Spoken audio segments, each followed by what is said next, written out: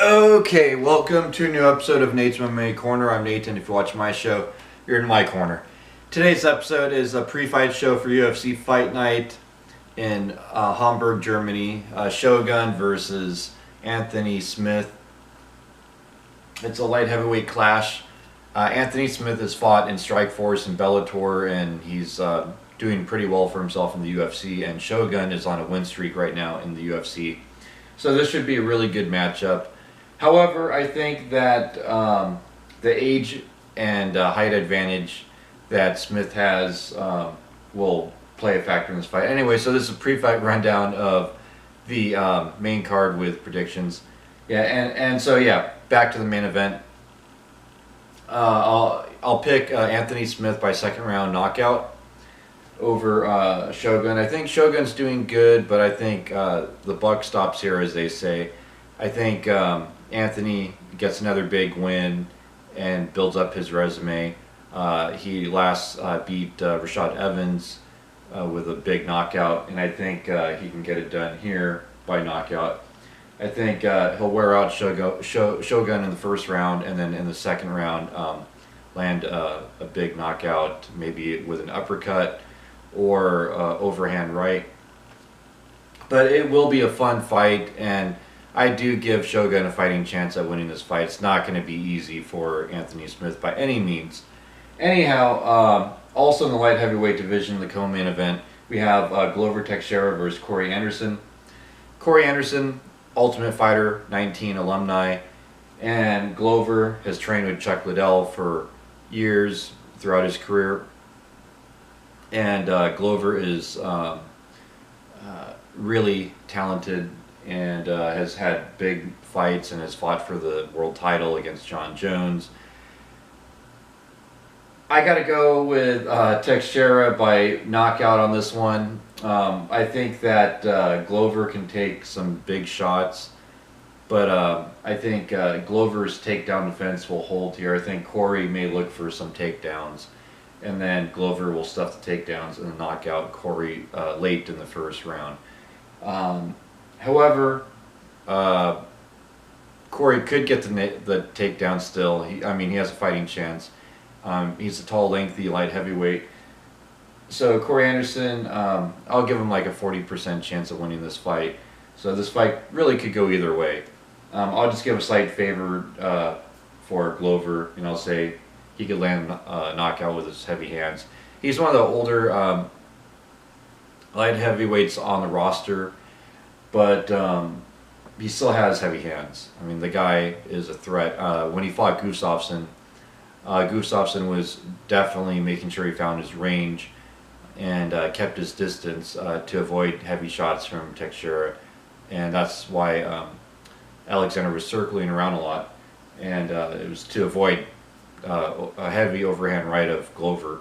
Then in the middleweight division, we have Vitor Miranda versus Abu Azatar, and I'm going with Vitor Miranda. It's hard to pick against him. The guy was on season 3 Ultimate Fighter Brazil on the Sonnen and Vanderlei Silva season, and he looked really good. And I believe Charles Sonnen was the one that was saying how he's going to be a big breakout star, and he's done well for himself, and it's hard to pick against Vitor Miranda. He's a very well-skilled, talented fighter.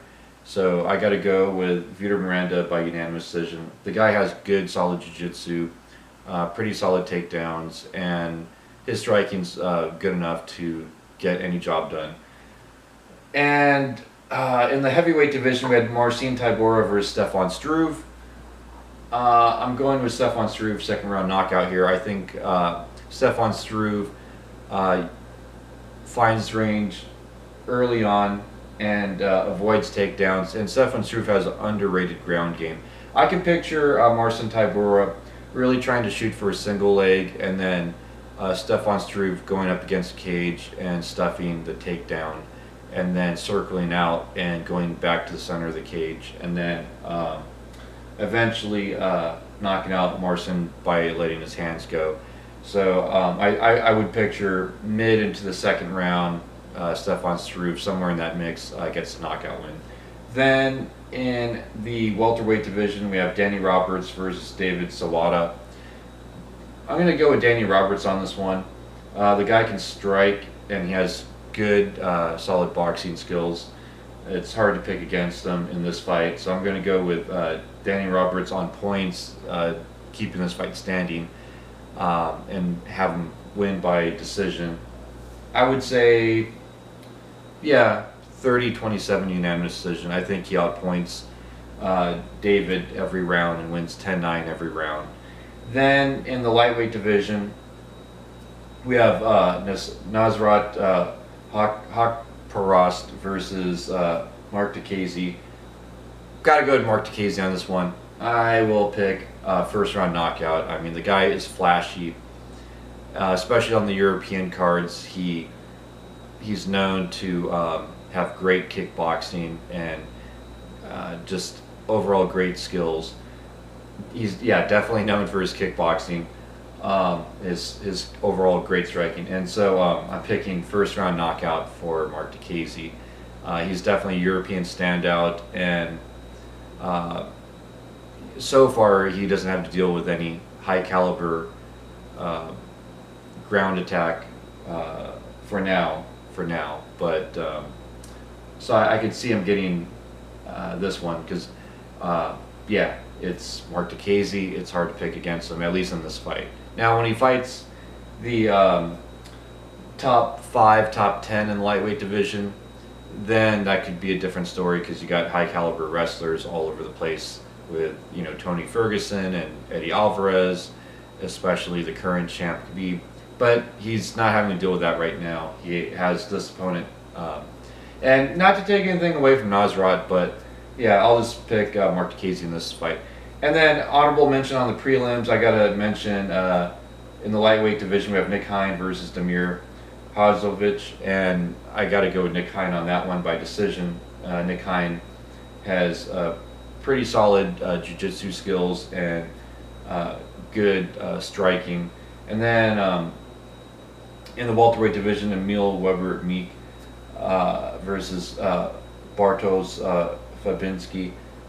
Going with Meek by decision on this one. I think his ground attack will be solid, and he'll look for some takedowns, maybe shoot a couple double legs throughout the fight, which will win him some points and get him a decision win. So there you have it. There's my predictions. Stay tuned in the coming days for my post-fight show on this card, see how well I did on my picks and my afterthoughts as well. So this is going to be a good card. Also looking forward to see how Davey Grant does. He was on The Ultimate Fighter with Team Rousey. Anyways, so that wraps up this episode, and until then, see ya.